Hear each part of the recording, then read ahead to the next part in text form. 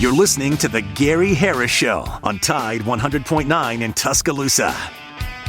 The Gary Harris Show. You see him host Tider Insider TV, Crimson Tide Kickoff, play-by-play for Alabama sports, and sports director for WVUA 23.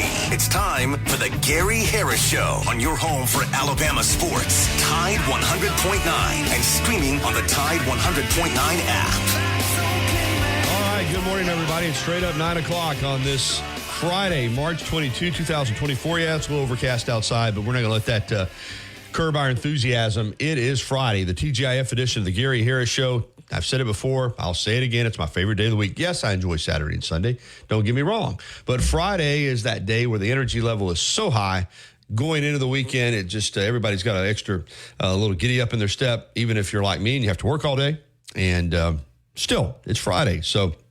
And we got Alabama playing basketball tonight, both the men and the women in the NCAA tournament. So it's a reason to a lot of reasons to be excited. March Madness, there's nothing like it. As Mark Gottfried, my friend, used to say, head coach at Alabama, it's the greatest show on earth, and it is. Of all the sporting events, and don't get me wrong, we love them all. We love so many different events, but this NCAA tournament. It's nothing like it, and we saw it again yesterday. I mean, we saw it again yesterday with Oakland taking down Kentucky, and we saw Samford come back from 22 down one late. They're pressing. There's a throw over the top.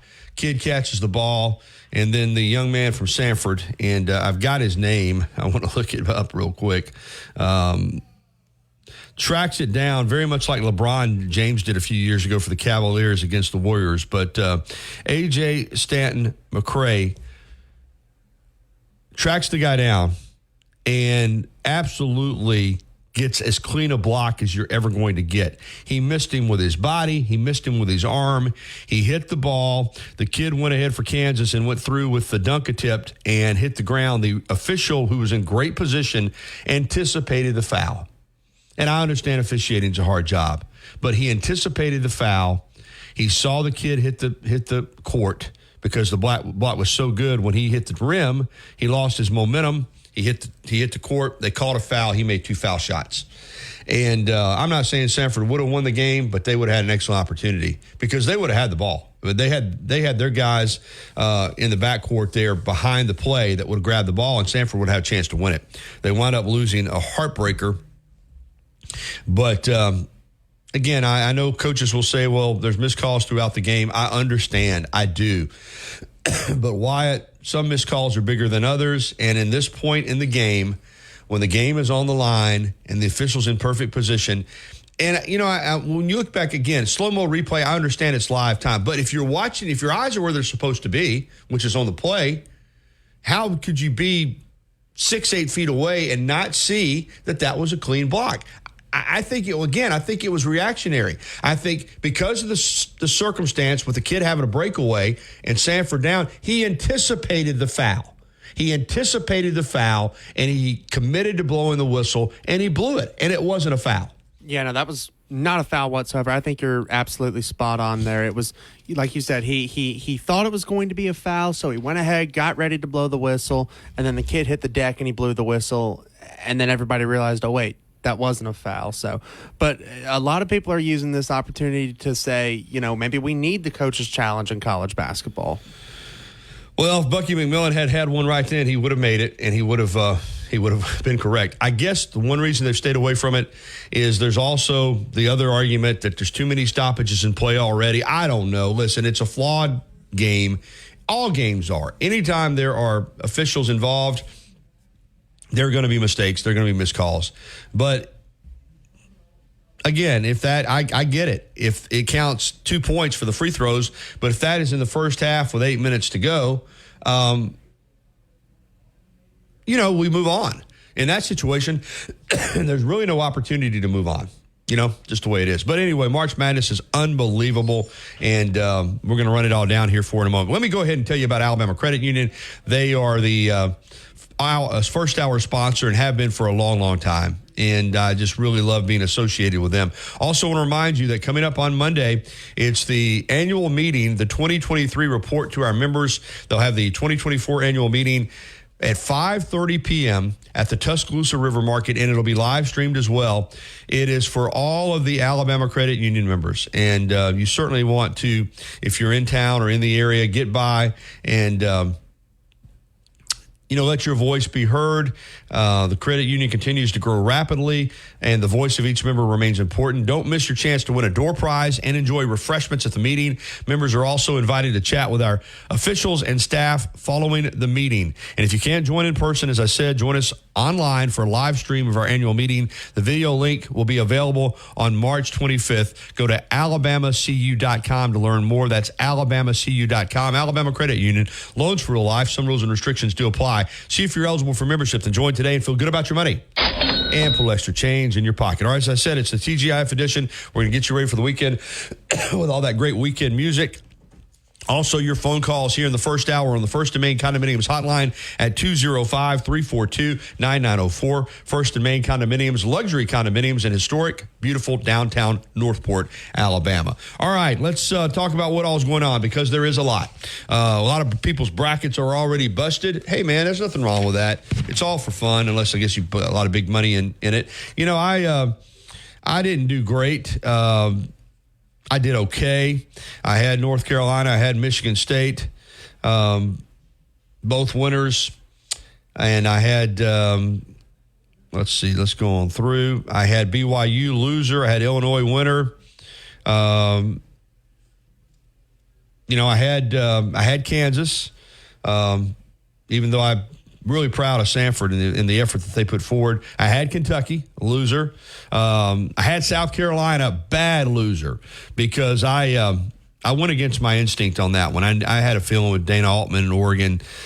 And listen, got a chance to bounce back today, Wyatt, but you can't deny the fact that yesterday was a disastrous day for the Southeastern Conference. Yeah, Tennessee, a number 2 seed, blew out St. Peter's. Good for them. But Mississippi State got blown out by Michigan State. Mississippi State was the higher seed. I know it was 8-9, but still they were the 8. South Carolina is a higher seed, got blown out by Oregon. And Kentucky, real quick, let's talk about Kentucky. It's become a script that Kentucky fans are just all too familiar with and are fed up with. As a 3 seed, they lose to the 14 seed Oakland. I don't know when's the last time they won an NCAA tournament game, but they hadn't won many in the last 5 years. I know that. They won 1 NCAA tournament game and 1 SEC tournament game since 2019. I mean, listen to that. Seasons. And this is Kentucky. This is like Alabama in football. Now, listen, I do think Coach Cal is obviously a good coach. He has won a national championship. He's been to 4 Final Fours. He had a team that was unbeaten one year going into the Final Four and lost to Wisconsin. But this is Kentucky. And he had a chance early in his tenure to stack some national championships up, and he didn't do it. He's only won the 1, and there's a lot of chatter now about whether or not he'll be back. I think he will be. Listen, it would cost them a ton to buy him out. I mean, he has got one of the biggest, most lucrative contracts in coaching. He's got all kinds of safety nets. I think he's even got something built in that he remains an employee of the university even after he's not coaching. So at the same time, I think, though, Wyatt, this speaks to a bigger issue, and that is the way you build your team this day and age. We've talked about it before. We're seeing it in other sports as well. With the portal, teams are able to bring in experienced guys, and you bring in, the way Kentucky does, young players every year, top-tier freshmen. You get into this tournament, and you're playing against a lot of teams that have, we saw it last year with Alabama with a young team, playing against San Diego State. Teams that have 4, 5, 6-year guys that are 22, 23, 24, sometimes 25 years old. And Kentucky's more talented than Oakland. Kentucky's got NBA players. They got pros all over their team. I don't know that Oakland's got a single pro, but it doesn't matter. This is college basketball. And you just have to look at your team building in a different way now. The idea that you're going to bring in freshmen, you're going to develop them. Of course, Kentucky was bringing in one-and-dones anyway. But I mentioned this with a program like Virginia, Tony Bennett, who brings in guys and sometimes red shirts and sometimes keeps them in the program 3 or 4 or 5 years. Guys aren't staying anymore. They don't want to be developed in terms of long-term. They want to play.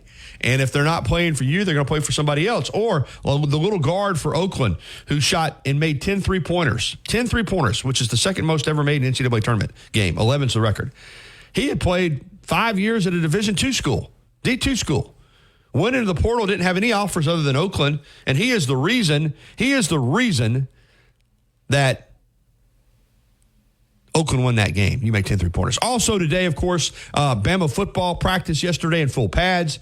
Kalen DeBoer met with the local reporters after practice. We've got his comments. Wyatt has those clipped up. Nate Oates in Seattle in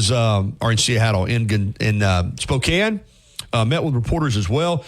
We got a jam-packed show for you. At 9:30, we're going to go to Spokane. Ariel Schaefer, CBS 42, is with the Crimson Tide. At 10 o'clock, we'll go to Salt Lake City. Ryan Hennessy, NBC 13, is with Sanford, and we'll recap that amazing game. And then at 10:30, the Auburn Report with Brett Pritchard, as we will look ahead to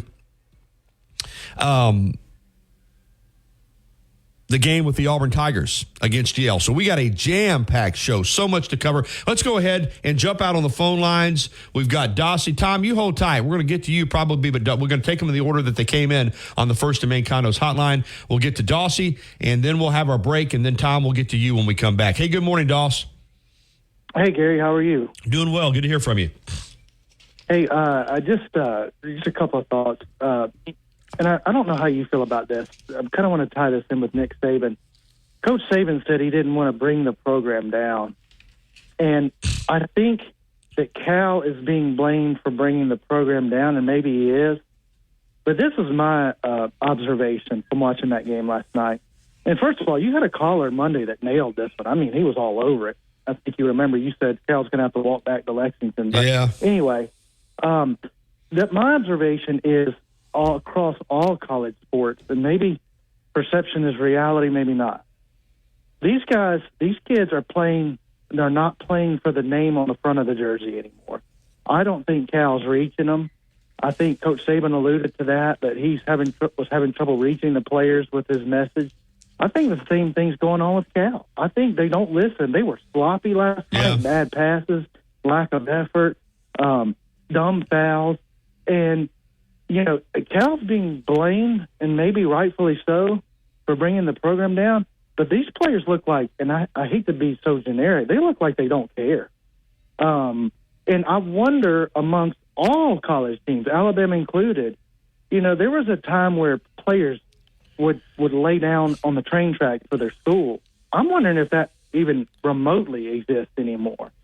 And my prediction is, and I heard a Kentucky guy say this during the week, that the Kentucky people were going to cut off the NIL money and Cal was going to retire. But I don't know how you feel about it. It's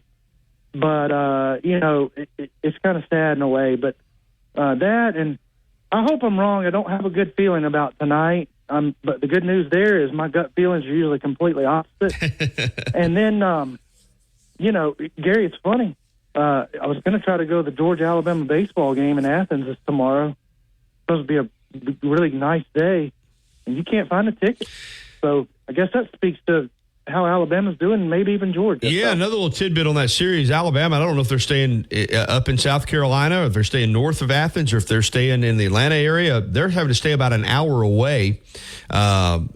Coach Vaughn said this week, because of a track or something going on there at the University of Georgia with an NCAA deal, and so they couldn't get into Athens. So they're going to have to each day bus in an hour, and then after the game bus an hour back. But they'll handle that. So, but you can't, though, Dossie, if you go down from Greenville to Athens tomorrow, you'll find a ticket.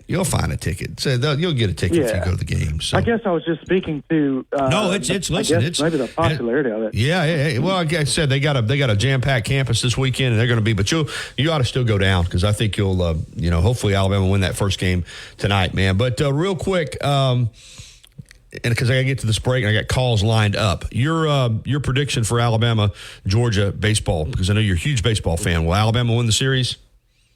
I think they will. From what I've read, Georgia, really good hitting team. Mm-hmm. Really, I guess, for lack of a better word, explosive offense.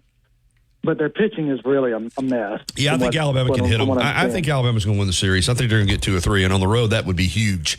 It won't be easy. Georgia's desperate. They're already 0-3 in the league, but I think Bama's going to get the series. Hey, good to hear from you, Doss. All right. Thanks, Gary. Thank you. All right, it's 9:15 on the Gary Harris Show. We got to get to a timeout. We're going to come back with phone calls. We're going to get to Tom and then Corey and Trustful, so you guys hold tight. We'll be right back with the TGIF edition of the Gary Harris Show after this. This season of Alabama football on Tide 100.9 brought to you by Birmingham Racecourse Casino. Just a few minutes away where you can be a winner too. From the University of Alabama, this is Crimson Tide Today.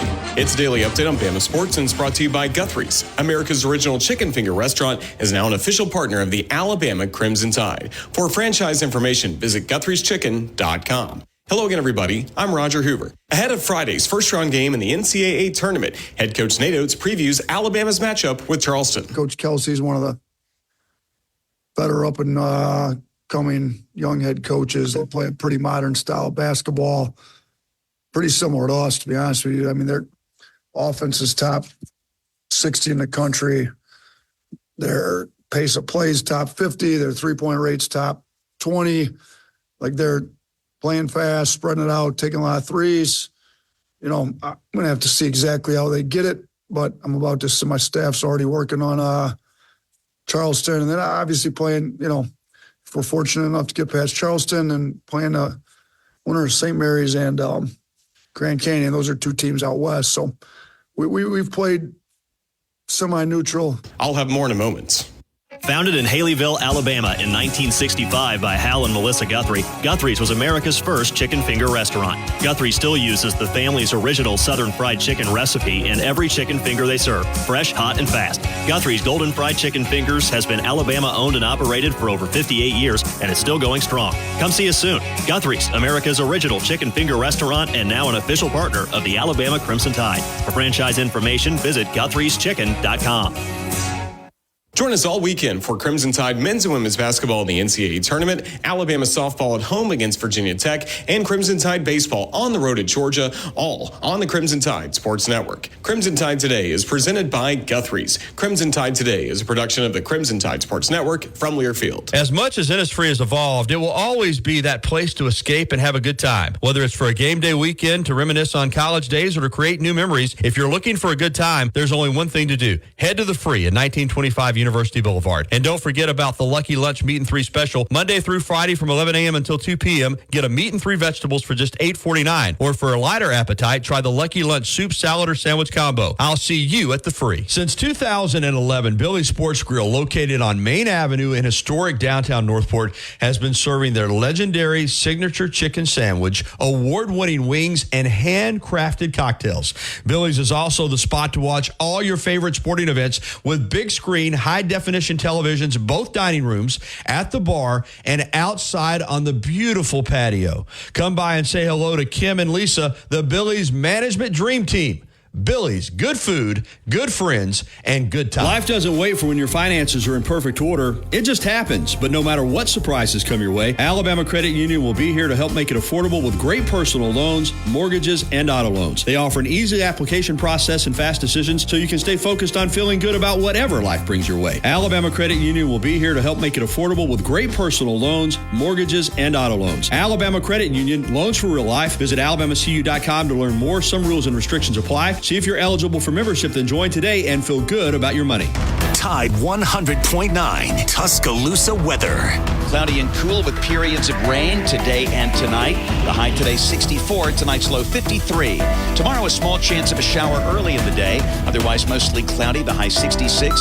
Sunday sunny with a high at 71. I'm James Spann on the ABC 3340 Weather Center on Tide 100.9. It's 58 degrees in Tuscaloosa. You see him on WVUA 23 covering sports and on Tider Insider TV on Tuesday nights. Don't miss a minute of the Gary Harris Show. Weekdays from 9 to 11 on Tide 100.9.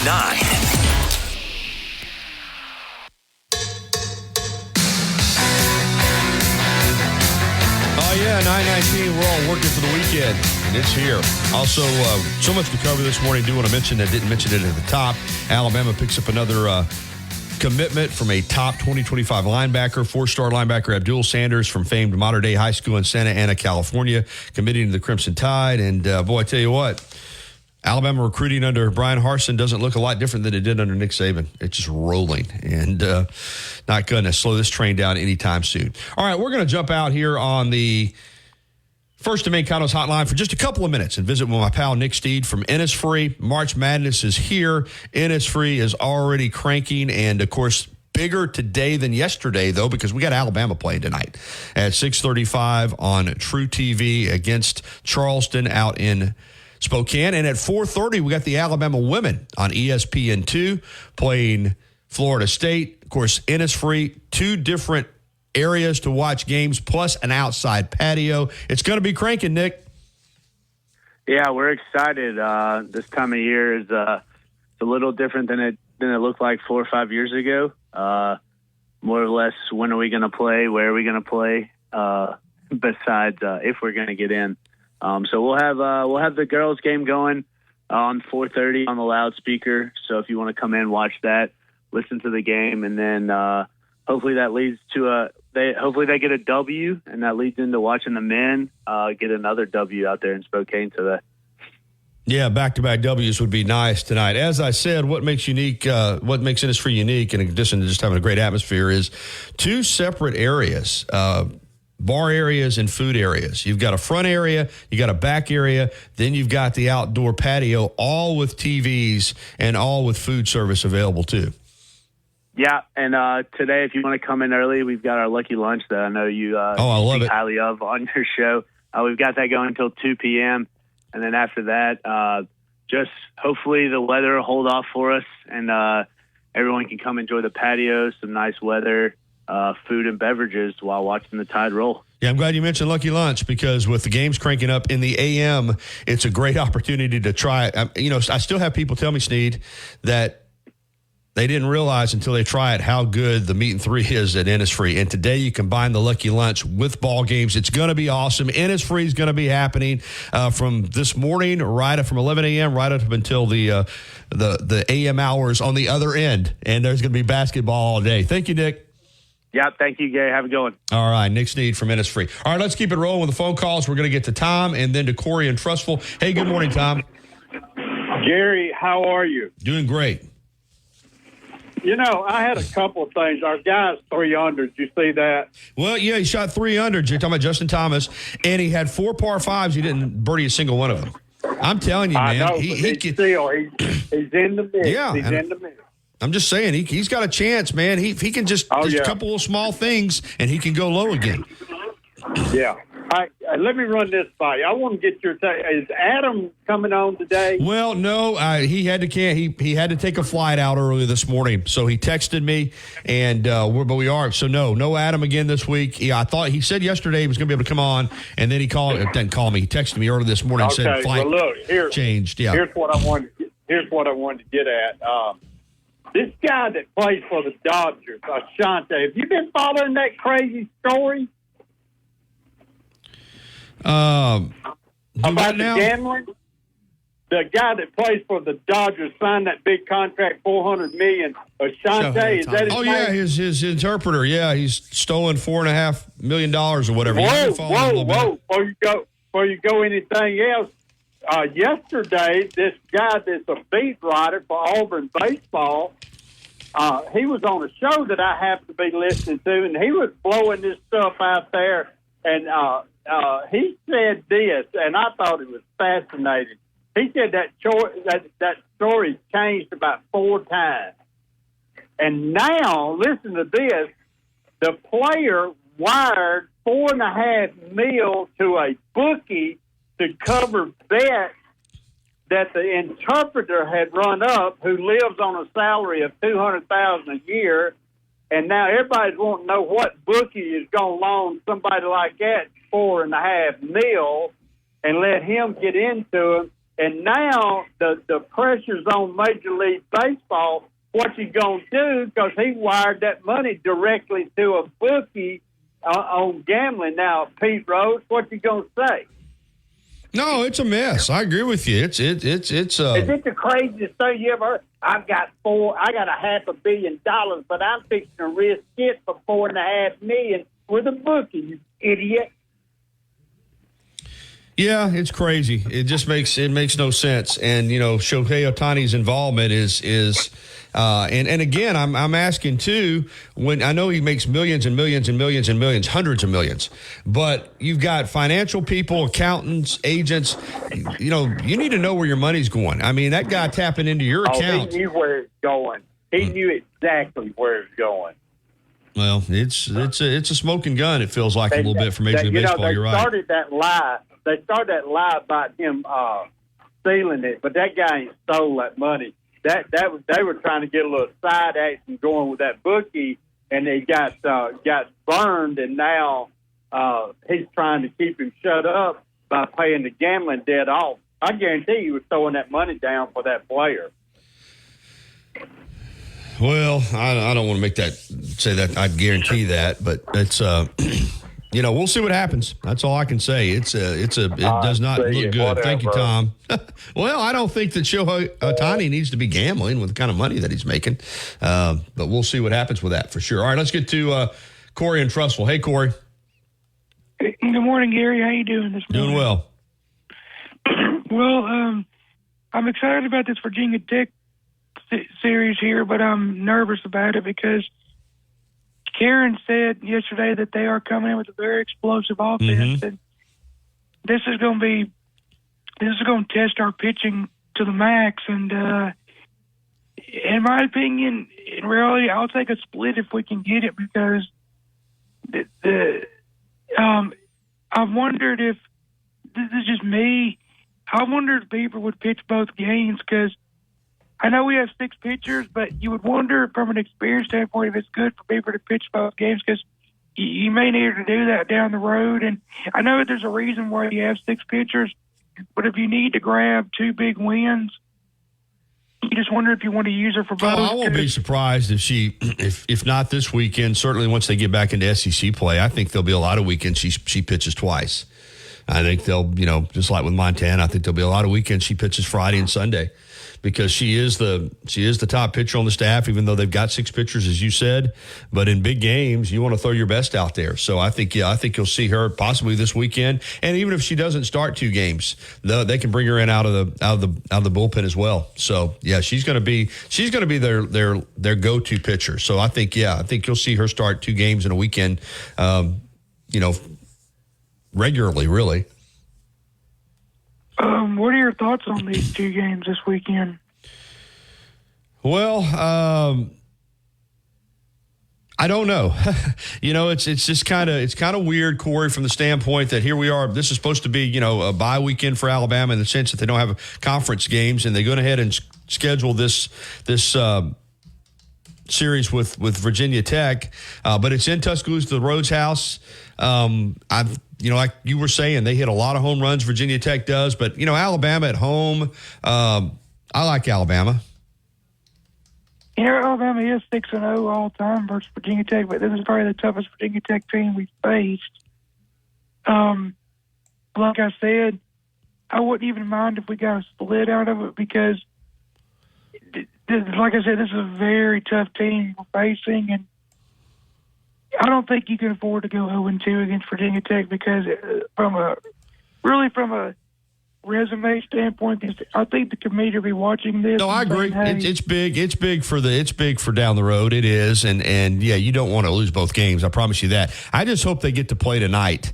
I hope the weather doesn't. I hope they don't have to turn around and play a doubleheader tomorrow. I hope they get to play both games tonight and tomorrow as scheduled, because I think it's harder to win 2 games in the same day than it is to win both games if you play them on Friday and Saturday. That's just my opinion.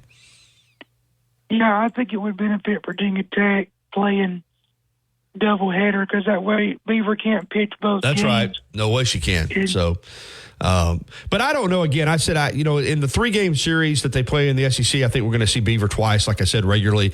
I think this weekend you could see her pitch both games, but my feeling is they'll probably pitch her in one game and pitch somebody else in the other because it's just back-to-back 2 games. But we'll see, and I hope they get to play tonight because I think the forecast, well, I hadn't looked at it in a while, but I think it's still pretty much rain. I'm pulling it up right today, in fact. Yeah, it's supposed to rain all afternoon and evening. Yeah, it's not looking good for the softball tonight, though. Well into the wee hours of the morning. Yeah, so we'll see what happens, Corey. But I think Alabama will at least win one game, and I think I'm going to go ahead and say they're going to win both of them. That's going to be my prediction. Do you feel good about tonight for Bama basketball? Yeah, I do. I don't know how I'm going to feel about Sunday, but right now I feel good about tonight. I think they're going to beat Charleston. I absolutely do. Yeah, and here's the thing, and I know this may sound crazy, but if North Carolina was to get knocked out before we play them, there is a way for us to get to the Elite Eight. Oh, there's a way to get to the Elite Eight even if North Carolina doesn't get knocked out. I mean, I think if Alabama can win against Charleston, then it'd beat either Grand Canyon or St. Mary's, they can beat North Carolina. I think North Carolina is the weakest of the number 1 seeds, and I think Alabama can win that game. I'm not saying they'll even get there, but I think if they play North Carolina, they're capable of beating North Carolina. There's no doubt in my mind. So it's going to be fun. Hey, I got to run, Corey. Thanks. Good talk to you, Gary. Roll Tide. All right, have a great weekend. 9:31, we're going to take a break. When we come back, we're going to go up to Spokane, Washington, and talk with Arielle Schaefer of CBS 42. She's with the Crimson Tide as they prepare to play Charles tonight. We'll have a live report coming up right here on the Gary Harris Show. I'm embarrassed to say that. Alabama fans are all over the world, and we are too. Download the Tide 100.9 app right now in the App Store and Google Play, and take the Crimson Tide everywhere you go.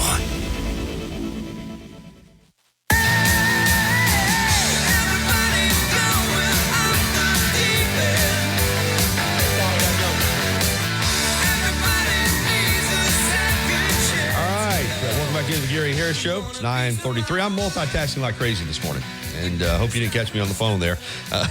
Getting some info in. A lot going on, and I've been, you know, I am when I get going wide. I talk fast. I say a lot, and in fact, I had someone text me, and I'm going to go back and correct myself because the last thing I want to do is compare Kalen DeBoer to Brian Harsin because I think they're two totally different situations. But Auburn fans had hung that nickname Husky Harsin on DeBoer.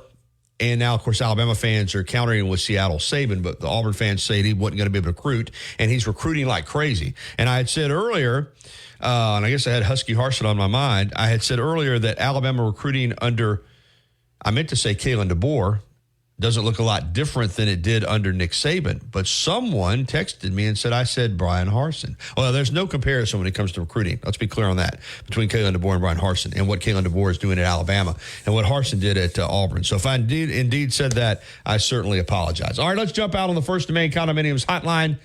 Presented by First Domain Condominiums, luxury condominiums in beautiful historic downtown Northport. We're going to welcome in Arielle Schaefer, CBS 42. She's in Spokane with the Crimson Tide, getting ready for the big game tonight against Charleston, and she's going to give us a scoop on what's going on. Good morning, Arielle. How are you? Good, Gary. How are you? Good morning. Doing great. I know you're getting up extra early for us because it's only 7:30 out there on the beautiful Pacific Northwest. You were at practice yesterday. You were at the press conferences. You got the vibe. How does it feel? I mean, Pringle made it out there late. We know that Cosby has a boot on. He's broken his foot. He's not going to play. What's the vibe of Alabama basketball right now out there in Spokane, Washington? You know, you would think, all things considered, that it would be a little, I guess, quiet or maybe uncertain. But there was nothing but smiles yesterday all throughout practice. Coach Oates was smiling ear to ear yesterday, too. You could just tell there's just some cool energy between these guys, that they're just waiting to get on the court and play.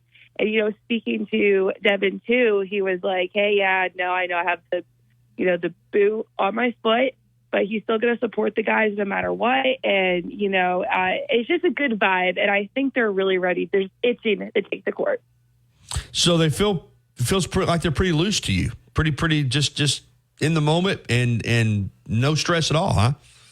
No, yeah. And you have to remember, too, there's a couple guys on the team that are making their first trip ever to the big dance. So they're just taking it all in. And in practice was a perfect time to take that moment in too, because, heading into today, you're going to be in that game mode and stuff. And I just saw a couple of the guys just looking around, seeing all the March Madness logos everywhere, just really just taking in that moment, because they had about 30 minutes or so to go through a bit of a run through and also get some shots up, get loose.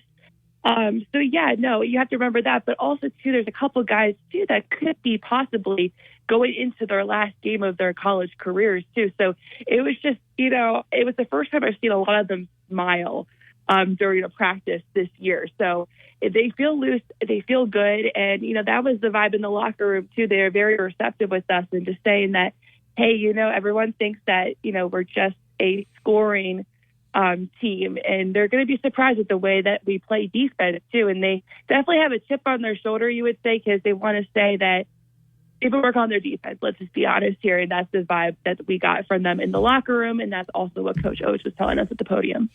All right, Ariel, Nick Pringle flew out after the team on a commercial flight, and he was at practice yesterday. Coach Oates said, he's available to play. Do you feel like he will start, or do you feel like that they will bring him off the bench in this game?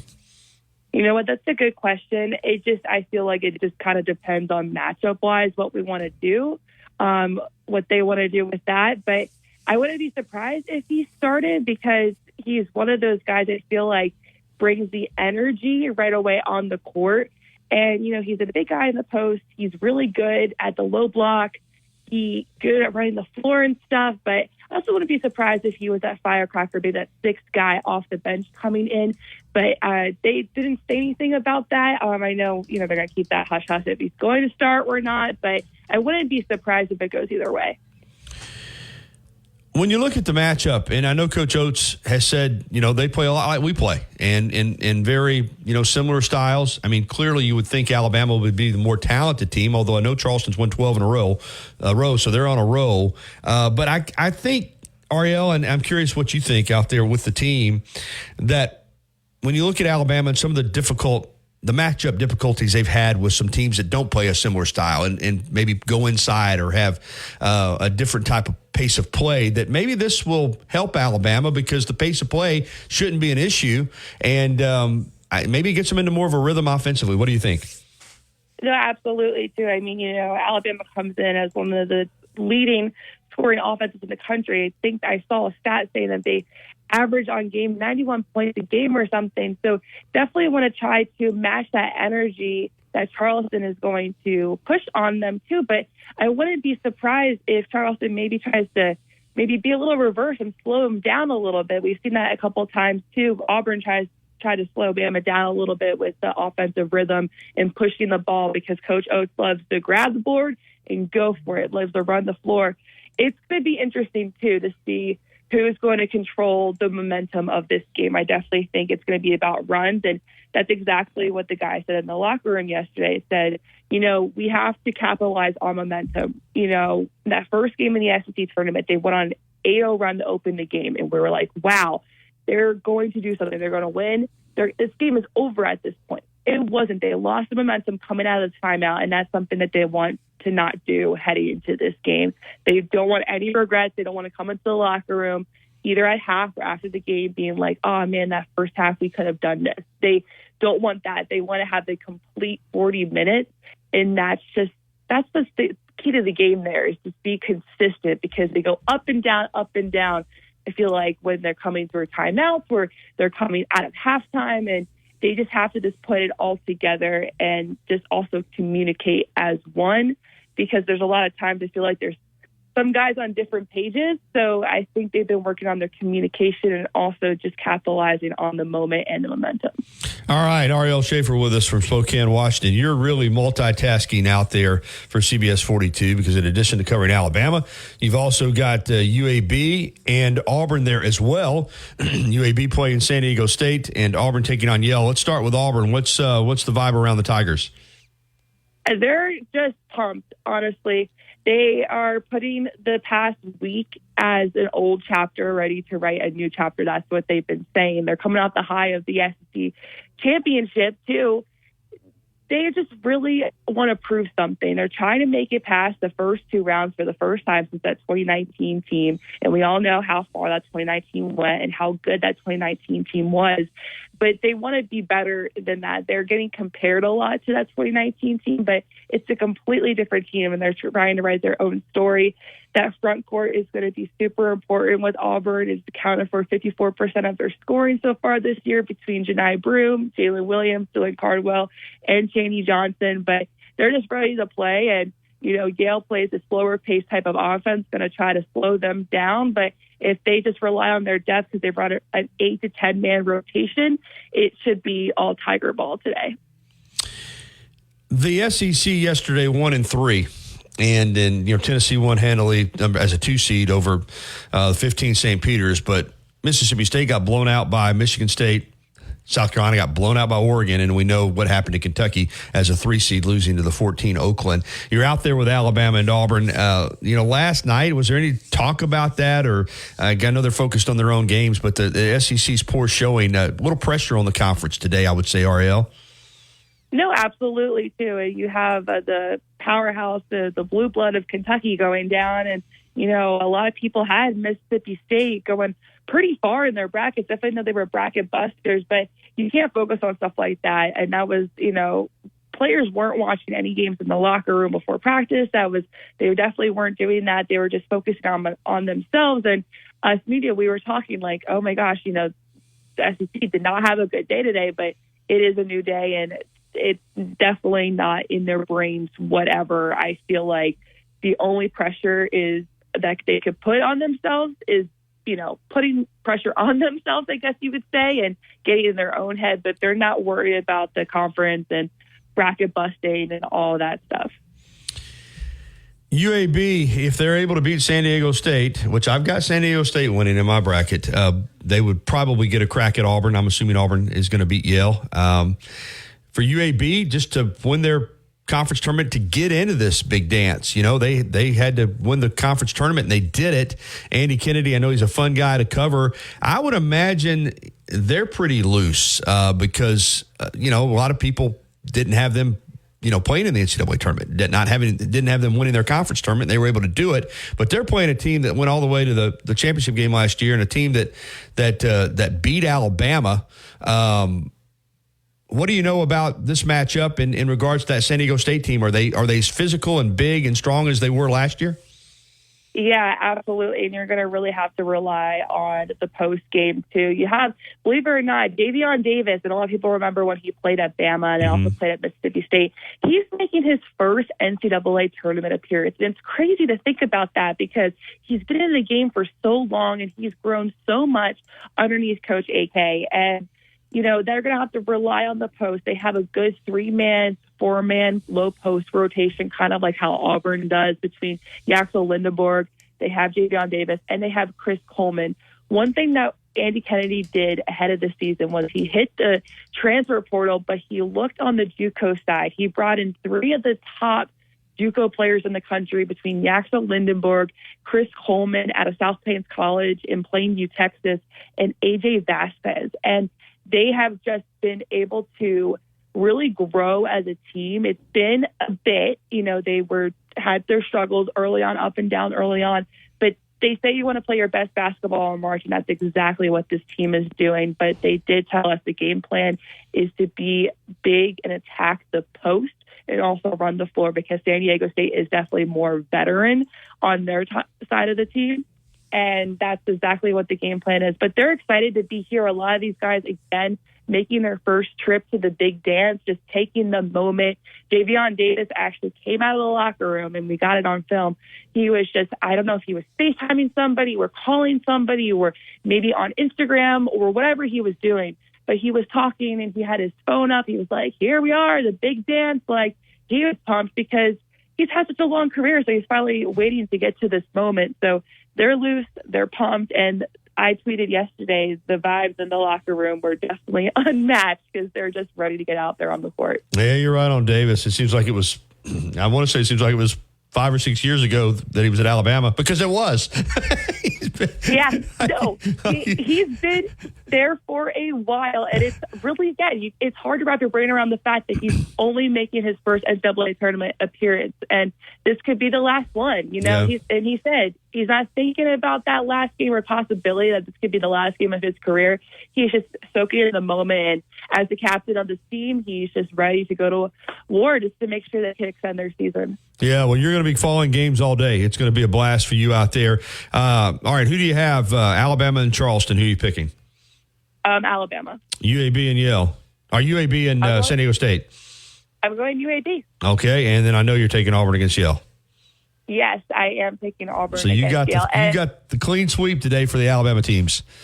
I do. I will say, though, if Auburn does move forward, I do have them in my bracket beating UConn if they go to Boston. So that might be a little bit of a whoa, especially for someone who went to Alabama, who is a Crimson Tide fan. You know, my dad asked me, he's like, "You're picking Auburn?" I was like, I am. I'm putting my sports reporter hat on, and the fan stuff goes aside for this. Well, that's the way you got to do it. But well, great job out there, and we appreciate you jumping on with us this morning. I know you got a busy day ahead, so have fun and enjoy it. Okay, Ariel? All right, thank you, Gary, so much. Have a good day. All right, Ariel Schaefer from CBS 42 joining us from Spokane, Washington. All right, it is 9:47 here on the Gary Harris Show. We are rocking and rolling. Time flies. We're already down to one final segment in this first hour, but more to come here in hour number one, and, of course, more to come in the second hour as well. We've still got guests, and we're going to hear from Kalen DeBoer yesterday following practice, and we're also going to hear from Nate Oates if we get an opportunity as well ahead of that game tonight. So keep it dialed into the Gary Harris Show. We'll be right back after this.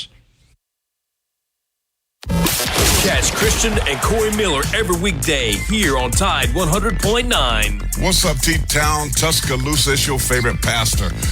It's the pastor paying Corey Miller. Christian Miller, we got you covered tomorrow on a free-for-all Friday. NCAA action is going. The Tide, they're in action. And we're here for it all. We'll talk about it. We'll comment. We'll break it down. We'll take your calls.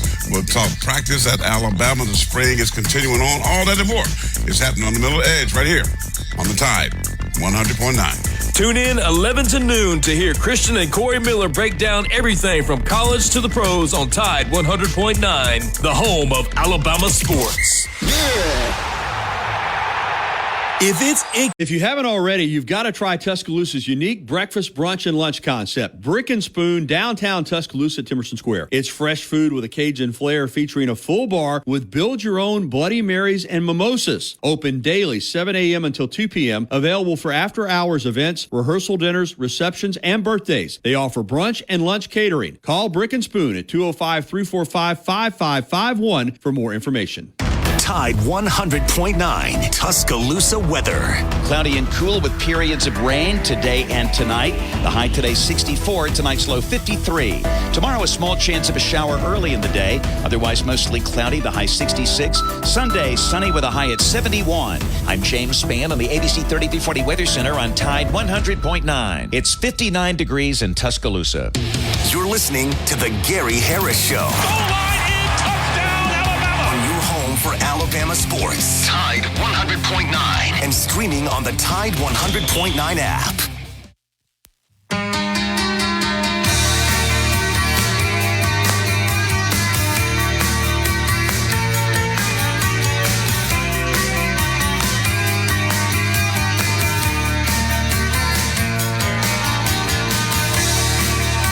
The first hour Friday getaway song, The Cure, Friday I'm in Love, one of my favorites, brings us back into the Gary Harris Show. It's 9:50. We got time to get a phone call or two in this segment if you want to give us a ring, 205-342-9904. The number on the First and Main Condominiums hotline. Remember, First and Main Condominiums, luxury condominiums in beautiful, historic downtown Northport, 30 incredible units, 3 bedrooms, 3.5 baths, amazing views.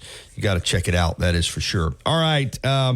Since we don't have any phone calls, this is an excellent opportunity to break away from basketball for a moment and get to Alabama football. As we said, Kalen DeBoer, head coach of the Crimson Tide, meeting with the media post-practice yesterday, the local reporters that were here. A lot of them were out in Spokane, of course, but Coach met up with the media. We've got his comments clipped up. So, Wyatt, let's start it. We're not going to get to all of them in this segment, but let's start on one that I think a lot of people are interested in, and that's the Jaheim Otis situation, because he's not practicing with the team. He's doing rehab, and he was asked, Coach DeBoer was, about the status of Jaheim Otis. Here's his answer. Yeah, I don't know that. I do know, but I think it's still kind of relative, kind of up in the air still. So I'm certainly aware of it, obviously. All right, not much of an answer there, but he's not. He's going through rehab during practice, right? He's not actually out there on the field with the team. Yeah, he's not. He's still rehabbing. I probably should have included the question. The question was, do you have a timetable on Jaheim Otis? And so he, like he said, I know, but it's still a little relative. I wouldn't be surprised if they hold him out the entire spring, but we will see. Of course, big defensive lineman, and that's a good-looking defensive line group. All right, let's get to another question, and this is in regards to the snapping issues last year. Of course, Seth McLaughlin has transferred to Ohio State. Ryan Day said he has not had any snapping issues with Seth McLaughlin. Ryan Day kind of took a shot at Jalen Milroe and said it was a cadence issue, but Coach DeBoer said they're not having any snapping issues at Alabama this spring.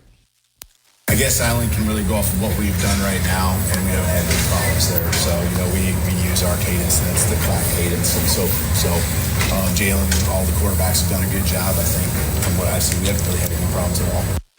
No problems at all, and that's music to Alabama fans' ears, that's for sure, with you've got Brailsford, the transfer from Washington, and James Brockermeyer, who is, real quickly, Wyatt, because you were able to go to practice yesterday. I went to the first one that had immediate availability. I wasn't able to get out there yesterday. I had too much going on the TV station. But don't count out James Brockermeyer in this center competition. He's shown well so far. Yeah, he has. They were running a drill. I posted the clip on my Twitter account. They were running a drill that had, quote unquote, the one. I'm assuming it's the ones because Booker and Roberts were out there, and there's Brockermeyer's front and center. So he looks like he's getting a fair shot at this center position as well. Yeah, good for him. He's hung in here. His brother Tommy transferred to TCU, but James stayed here at Alabama, and who knows, maybe he'll win that competition at center. All right, talking about recruiting earlier, another commitment for the Crimson Tide. They're up to, I saw 5 on one service in recruiting for 2025. Here is Coach DeBoer in regards to being on the recruiting trail. I don't think there's anything new. I think our staff's just done a really good job. We did have to play some catch up early on, just trying to build some relationships quickly. Obviously identify first, and then kind of get in the game with some relationships. And our staff, both on-field staff and our recruiting staff, have really done a good job working hard, being on the same page, and getting these guys here to campus has been really a big deal. And once they get here and they get to know everyone, it's led to success, as we've seen. And speaking of recruiting, this is a different approach. Nick Saban never used social media. He wasn't on Twitter /X or Twix, as some people are calling it. But Coach DeBoer is, and this staff is very active. I've seen a lot of the assistant coaches actually doing videos at practice and sending them to recruits. So here is Coach DeBoer on using social media in recruiting. Yeah, we picked up a couple. Well, I shouldn't say picked up. Sounds like we're recruiting them, but we added some staff and really have a vision there, and I think it's a big deal.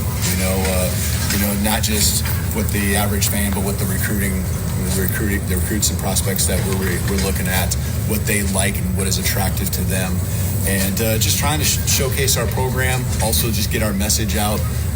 Them to understand the culture we're trying to build here, and what all our resources are, and who the people are that all work here. So Walt Brock is a guy that just stepped foot on campus here this week, and really excited about what I know he can bring through the experiences he's had in the past, and kind of a big picture, but also very detail-oriented vision that he has for us.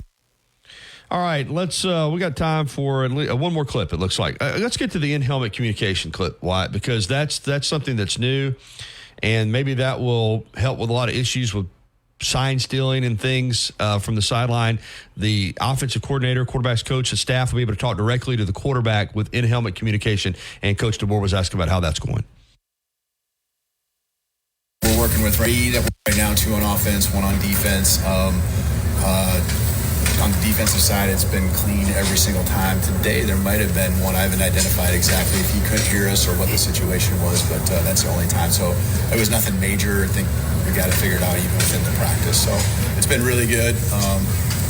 I think the key is not use it too much. I mean, you got to practice kind of what that method might be and the things that we're going to be able to utilize it for, but it will shut off based on the rules as we understand it right now. There's going to be some time period where you got to have all your mechanics, and if it goes out, you still got to have the mechanics in place. So it's been really helpful, letting the coordinators be able to talk directly to the guys that are on the field.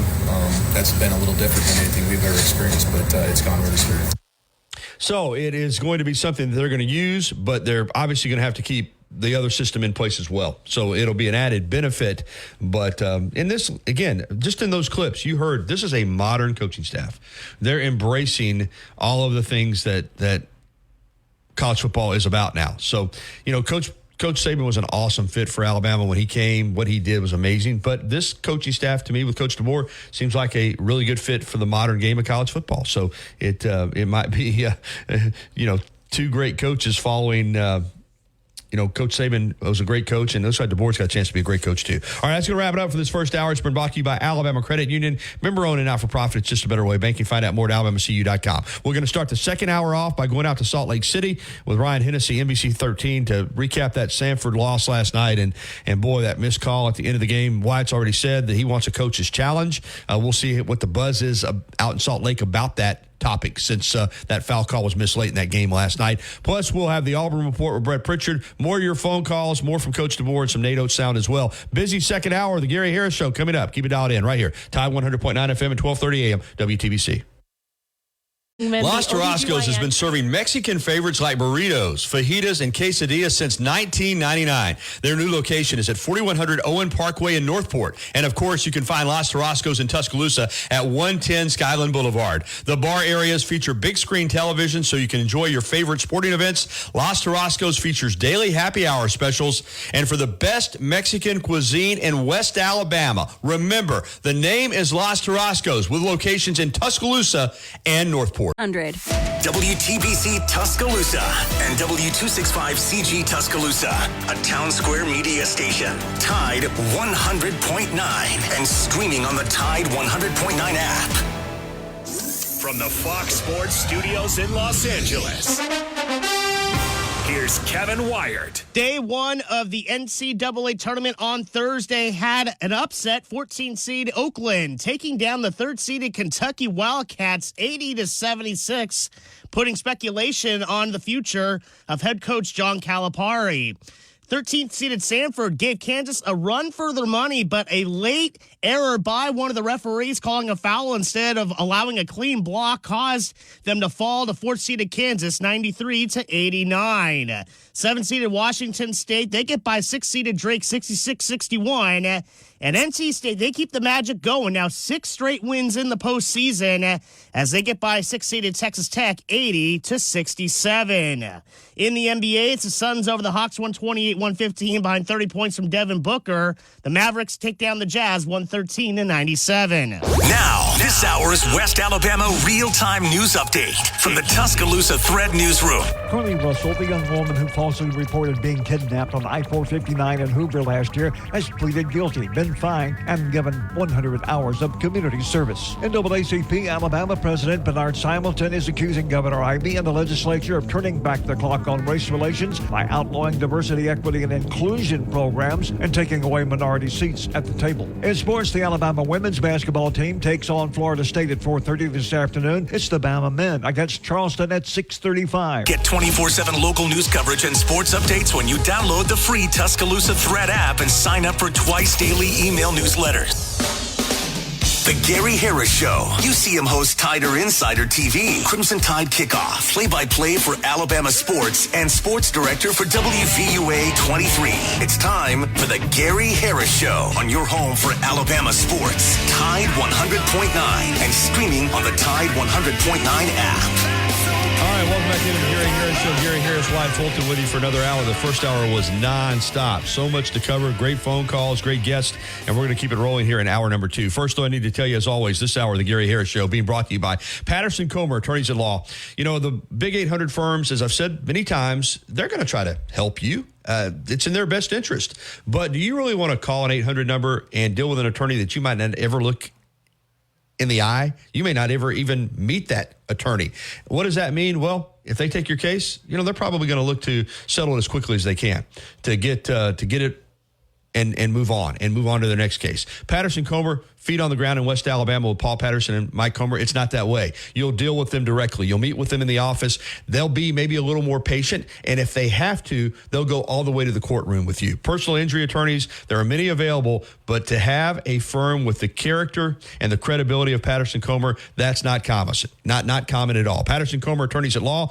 You can reach Paul in Tuscaloosa at 205-345-1000. Mike's in Northport at 205-759-3939. Feet on the ground in West Alabama. And remember, the commitment to serve our clients does not stop at the end of the workday. We're available 24 hours a day, 7 days a week. PattersonComerLawFirm.com. No representation is made that the quality of legal services to be performed is greater than the quality of services performed by other lawyers. All right, in this hour, we're going to jump out on the Krispy Kreme Donuts hotline and go out to Salt Lake City. Ryan Hennessy, NBC 13, covering the Sanford Bulldogs. What a game last night. We're going to look back at that, talk about the NCAA tournament, big picture-wise as well. Ryan, good morning.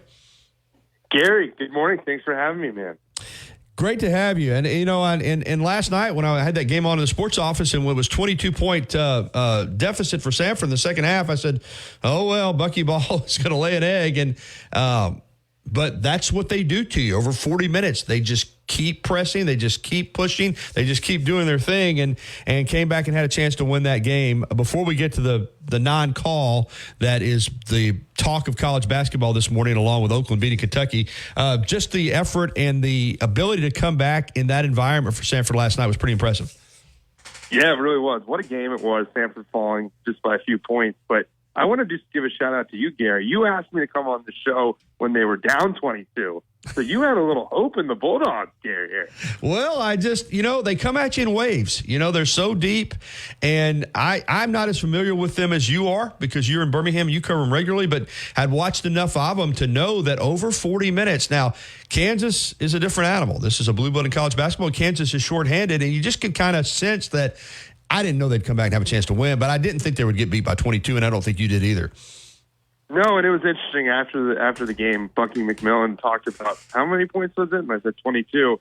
And he said, yeah, at halftime I still thought I was going to win. And he looked at me dead straight, and I was like, are you serious? It's the belief that these guys have. Mm-hmm. If you heard the press conference 2 days ago now, before the game, Jermaine Marshall, one of their stars, like, we're going to win the game. I think ESPN picked it up and stuff on their social medias, and I was talking to Joe Goodman. Me and him have been out here, and we're saying, I can't believe he said that. You know, that's motivation. But these guys are convinced they're going to win. The formula is different.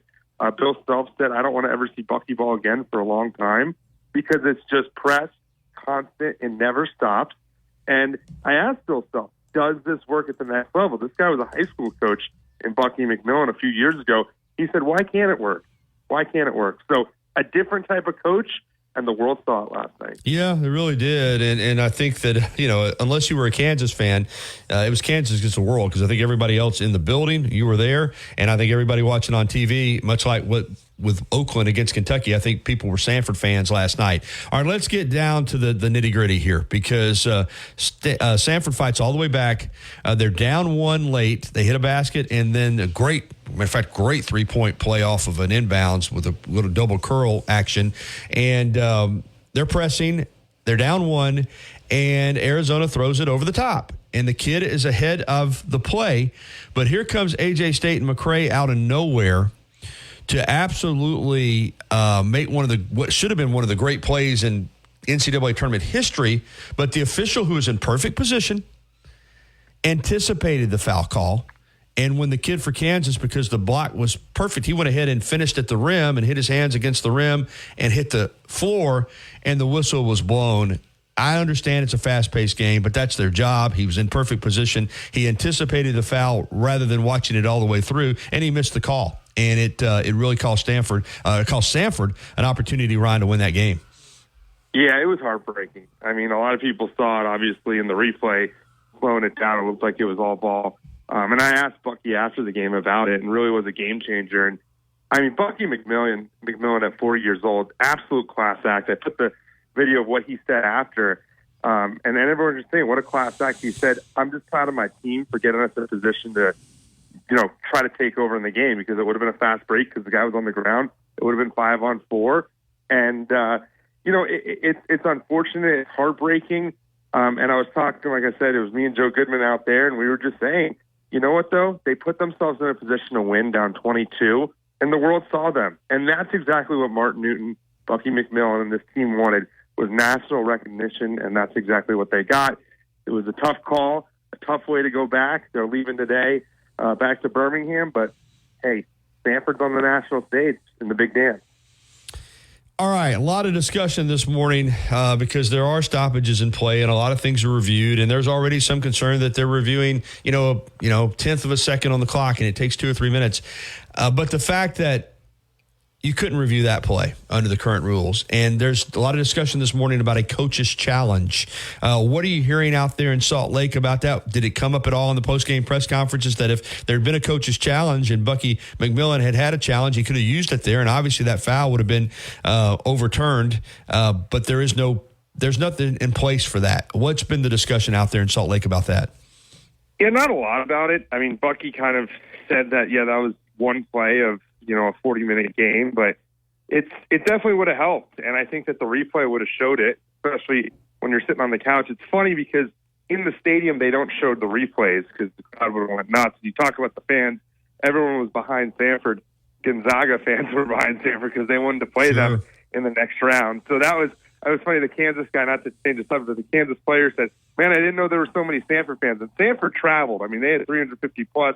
There are a lot of tickets were full. But Bill Self said after, I got to tell my teammate that was Gonzaga fans that were rooting. But no, there hasn't been a lot of talk about it. I tip my hat to Bucky about just kind of moving on and being a class act, even though he probably wants to say other things. When I asked him, he did see the play. And then on the other side, the player that with the block, he said, I thought it was a foul that got blocked. He said, I thought it was a foul. So back and forth, Kansas fans think it was a clear foul. I think the whole country thinks there was a block besides Kansas, but not a lot of talk about that, Gary, but it has to have something like this to have this conversation happen, and maybe it will be turning in that direction of a coach's challenge. But there's so many things in this game. I mean, early in the game, the assistant coaches were talking to the refs, that got teed up. That's free throws right there. Mm-hmm. So there's so many things that could have happened in this game, and what I respect about Bucky is a lot of these assistants are older than him, and the way he just lets his coaches go, you don't want the tee, but he didn't scream at them. I was right behind the bench. He just so calm, so cool, so collected. And I'll talk about it. I mean, Gary, this is one of the hot names now in the coaching cycle. Vandy's looking for a coach. There's a lot of teams looking for a coach. But I wouldn't be surprised if he stays. I mean, I'm sure he's going to get some phone calls because of, especially tonight after his performance. But, he loves Birmingham, and this is his spot. And, now he's going to be one of the top coaches up and coming at just 40 years old. Ryan Hennessy, NBC 13 with us from Salt Lake City. Yeah, that's where I was going to go next, is that he is an up-and-coming coach. But as you alluded to, he's a Birmingham kid, born and raised. I mean, played at Birmingham Southern, legendary high school coach at Mountain Brook, now at Sanford. So I'm with you. I think fit is important. And for some people, and I don't know Bucky that well, but, I think for some people, maybe there are things in life that are more important than how big is your next contract. And having said that, long term, and maybe it's not this year, it is going to be difficult for Sanford to keep him. You and I both know that. Ryan, but you seem to feel like for the short term that he's pretty happy where he's at. Yeah, and you got to look at the roster around him, and not even the roster, but the administration. Martin Newton's the athletic director. He's one of 12 people on the NCAA committee. Has long ties with basketball. We all know CM Newton and everything with that. But So it's good he has the backing of an athletic director. They're trying to build this into a powerhouse. And I actually talked to Martin Newton last year, I believe, the AD at Stanford, about what is up with these coaches that make this run and march and then they take this job. He's like, okay, so you want to take a job, let's say a Vandy. Let's say he takes Vandy and it doesn't work. Now you're back to Gary square one, even lower than Stanford as an assistant somewhere. So congrats, you got your SEC shot. You're at a program that's at the bottom of the league and you can't bring it up. And then you got to hit the reset button. So you look at FAU, for example. They went to the Final Four. The coach stayed. Why did he stay? Calculated on where he wants to go. Look at and same with college. I mean, Napier was looking for a while, I'm sure, but he picked we thought it was the right job in Florida. Can't really turn that yet around. But, I think it's a calculated decision. I think this is the first round for Bucky where Stanford fans will be holding their breath, hoping he stays. If I were to, put money on it, which I wouldn't, obviously, but if I were, I would say he'd stay. But you never know what could happen. I mean, the teams that are out there that are looking for coaches. I don't think Bucky would make that move. I mean, do you think it's a smart move to stay, Gary? A smart move to stay? Yeah. Yeah, I think it's a smart move to stay until you get the job you want. I do. I agree with you there. I don't think you just, if whether it's Vanderbilt or somebody else, I don't think you automatically jump just because you've gotten an offer from an SEC team or a Big 12 team or something like that. I appreciate the fact that he's happy and taking his time. I will ask you this, Ryan, because it's been 24 years since Stanford had been in the NCAA tournament and they're in a wooden bid league. And we know it looked good last night, but what does it look like for next season and beyond? Can you maintain it? Can you build this program to the point where maybe even if you don't win your league, that you're thought of as a team that could get an invitation to the NCAA tournament? What do they have going next year and beyond with this program?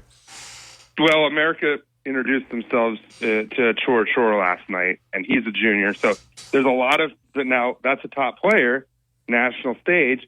The world we live in. I'm sure people are licking their chops to try to get a big man. Yep. So Ken Sanford, we all know with NIL too, it's a double whammy there. But there's just stars on this team that are young.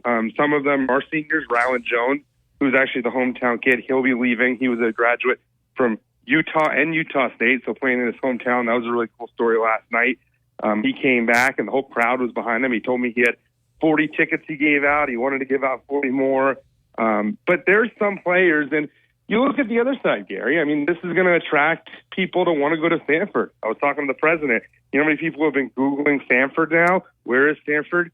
Oh, it's in Alabama. Enrollment's been up ridiculously. So it's been a positive, but it also can be a negative because a lot of people like a 6'9" big man that can shoot the three at times, that can do a lot of things. He can dunk as well. You saw that monster dunk at the end. So the Chor is going to be kind of the staple of this team next year, and that's some reason why Bucky would probably want to stay and maybe try to make one more run with him. But this guy was the coach of the year the last 3 years, I believe, of the SoCon. So he's a proven coach. I don't think he has to do anything else to prove himself. The question is now, will he stay, and what will it look like next year? Yeah, not only are they Googling Sanford and finding out that it's in Birmingham, but it's in beautiful Homewood, Alabama, and it's gorgeous, and you can see that from the pictures, but when you visit the campus and you see how gorgeous it is and you see those facilities, yeah, I would think that you're right. Sanford got I don't know if you could put a price on it, Ryan, the amount of publicity and advertising that they're getting out of this run. But once these people, it's not like with Alabama, these people, you know what I'm talking about. If you're from a different part of the country, they come to Tuscaloosa, and that's why there's so many students here from the Northeast and the Midwest and the Pacific Coast. They visit and they fall in love with it. I think Sanford's similar, smaller, but just a lot to offer in terms of, a school.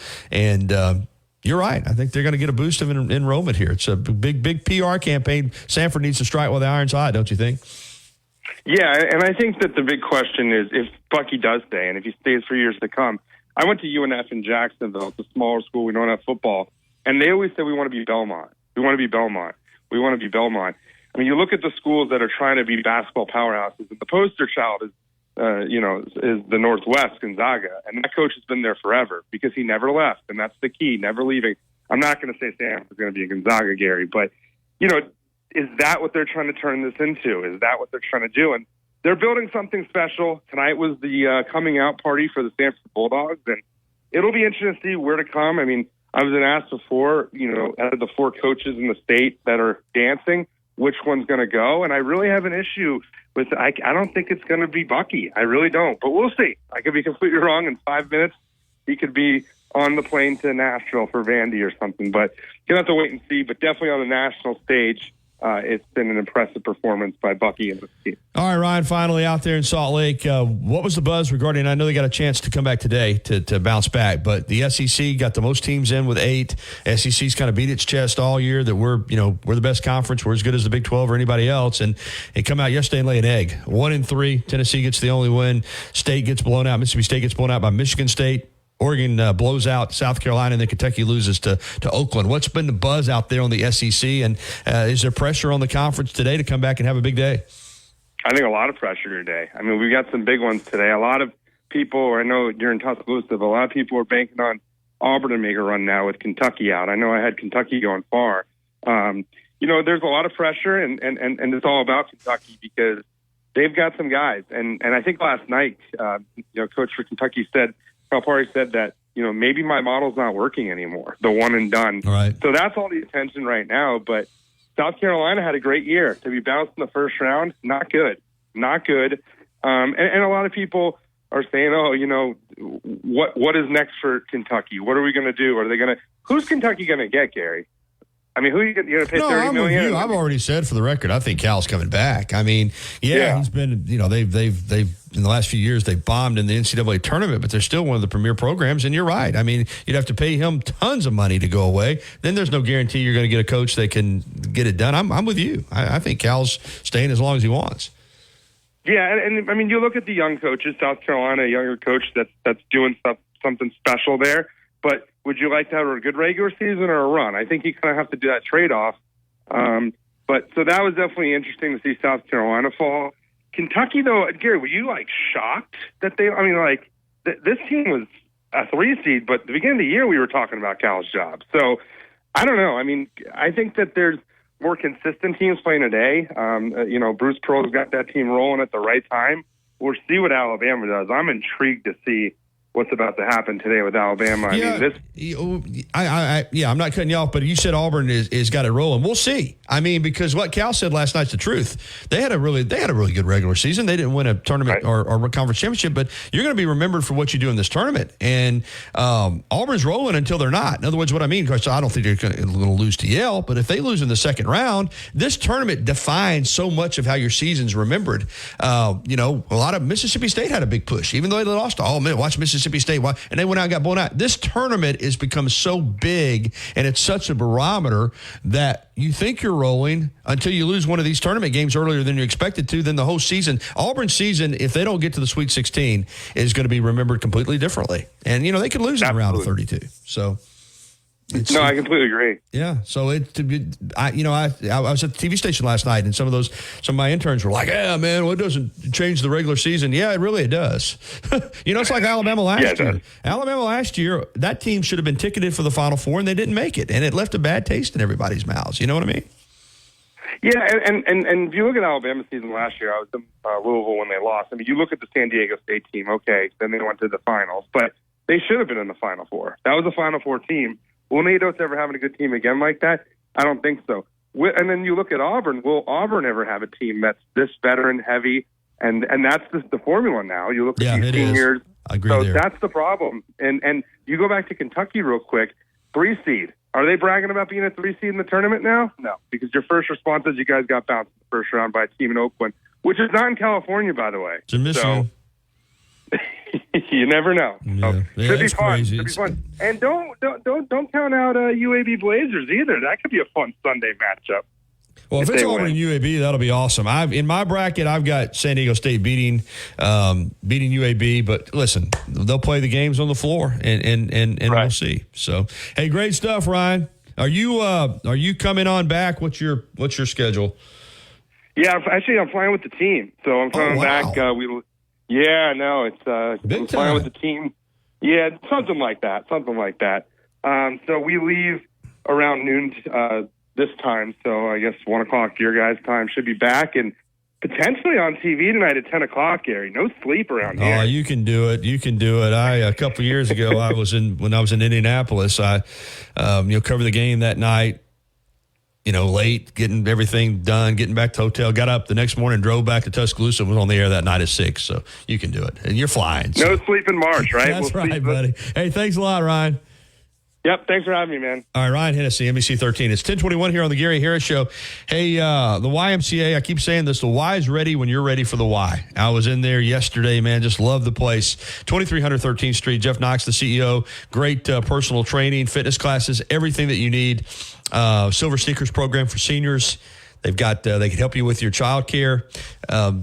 You got no excuses. When you're ready to get fit and get on a better track to health and wellness, the YMCA can help you. 2300 13th Street, 205-345-9622, the Y of Tuscaloosa. We'll be back after this. Tide 100.9 Tuscaloosa weather. Cloudy and cool with periods of rain today and tonight. The high today 64, tonight's low 53. Tomorrow a small chance of a shower early in the day. Otherwise mostly cloudy, the high 66. Sunday sunny with a high at 71. I'm James Spann on the ABC 3340 Weather Center on Tide 100.9. It's 63 degrees in Tuscaloosa. The best station in the state, breaking down Alabama sports. Tide 100.9 and streaming on the Tide 100.9 app.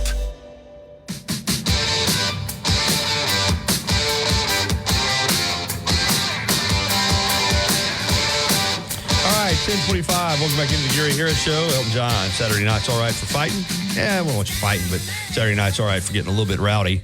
And March Madness is certainly a rowdy time. We've discussed it in depth this morning, and we'll continue to do so here. We're also in the final segment today going to try to get to a little Nate Oates audio. Let's get right back. We got a couple minutes here. Wyatt, let's get back to Kalen DeBoer. And try to play a couple more clips here before we have to hit the break. Wyatt clipped these up. We heard from Coach earlier. Let's go down to the bottom of your list and get Coach DeBoer's thoughts on the tight ends and how that group's developing. Yeah, the tight end's a really important part of our offense. Always has been, always will be. I would consider us a pro spread type offense, and the tight end is a big piece of that.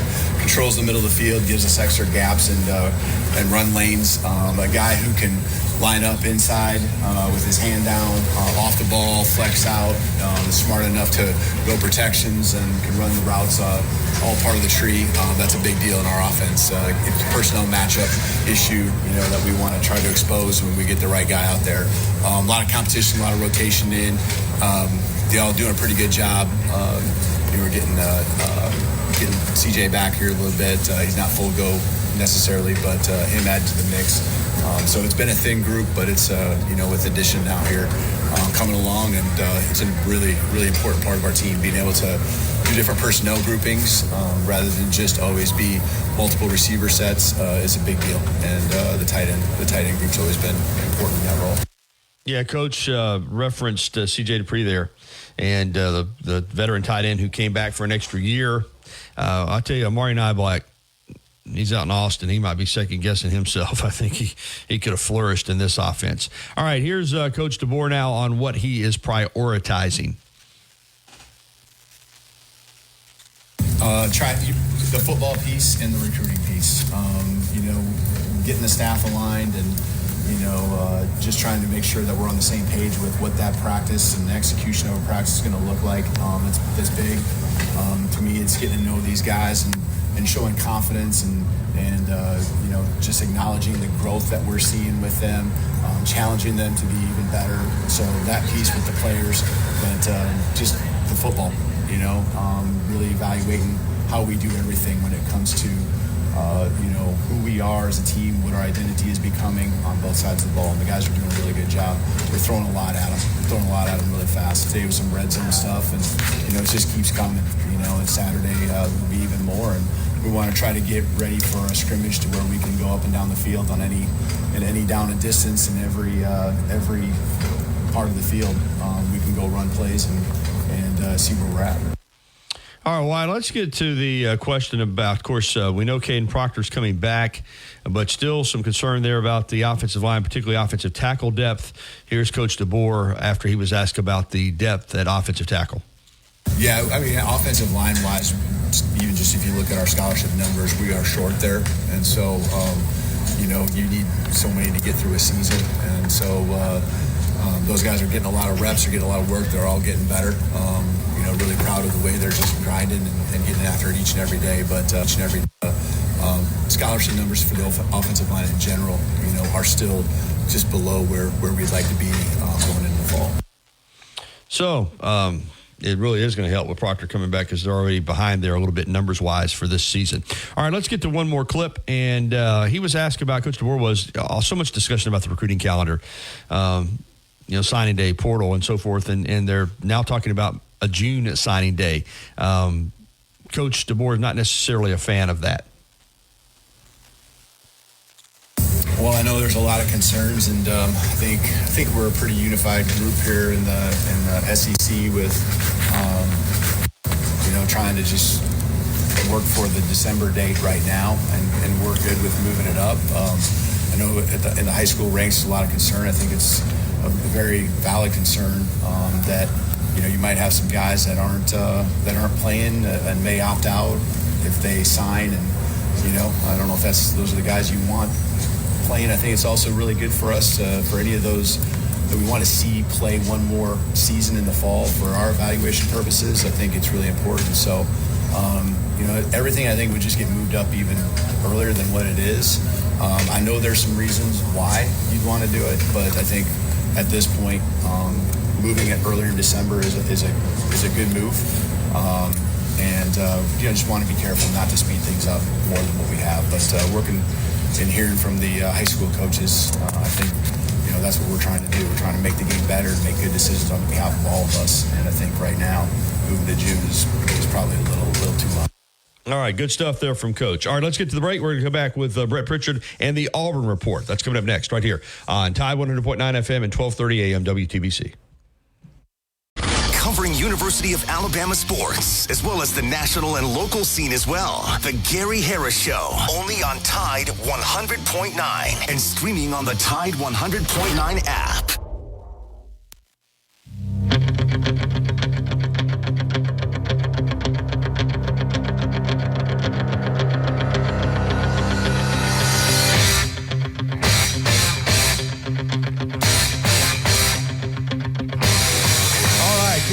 Welcome back into the Gary Harris Show, and you hear Eye of the Tiger. It's time to talk Auburn Tigers with our go-to guy for everything Auburn. That's Brett Pritchard from the Auburn Blitz, and we didn't get to visit with Brett last week, but boy, we have got a lot to talk about this morning. Good morning, Brett. How are you?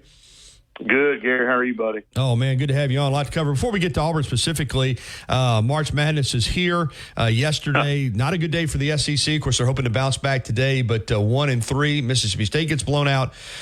South Carolina gets blown out. Kentucky loses to Oakland. Tennessee did rout St. Peter's, but not the best day for the conference that has the most teams in the tournament and has all of the coaches across the board have said we're the best league this year. Well, they need to come out and prove it today because not a good start.